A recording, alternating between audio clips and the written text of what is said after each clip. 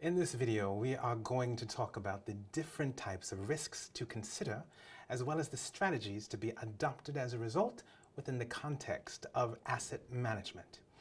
Risk analysis is an important step in asset management, and it is therefore important to correctly implement and interpret it.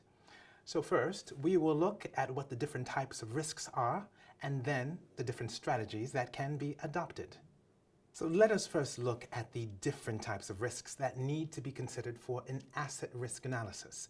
When this analysis is carried out, it is necessary to assess risks in the following areas: safety of assets and people, for example, a small wound following an accident in the workplace; the environment and health, for example, pollution external to the site; production and contractual and regulatory aspects, for example, a production stoppage lasting a few days causing financial losses. Now, for each of these areas, 4 levels of risk are defined, ranging from level 1, the lowest, to level 4, the highest. For environmental and health impact analysis, level 1 corresponds to, for example, pollution restricted to the workplace, requiring at the most emergency services in the event of poisoning. Level 4 corresponds to pollution external to the site with irreversible consequences, which may include fatalities. Now, these levels are adjusted according to the site, the system, and the facility. So let us now look at the different strategies that can be adopted based on the risk analysis. Now, this entails ensuring that all assets are ranked as far as possible in the lowest levels of each area. Now, to do this, a simple rule applies: the 4T rule. Now, the 4 T's designate the following actions: tolerate, transfer, treat, and terminate.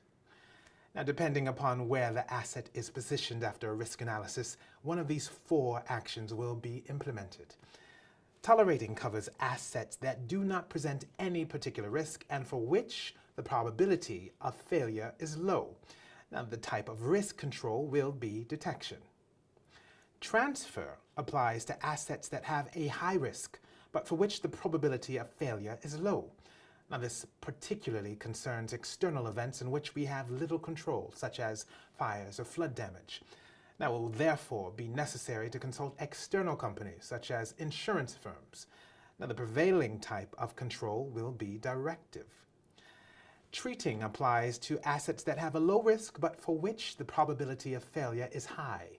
Now, for these assets, work needs to be carried out to ensure that their state enables them to work correctly in the long term. This type of control will be remedial.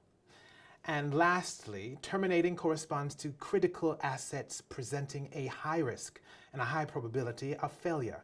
Therefore, they must be immediately repaired or replaced. The prevailing type of control will be remedial.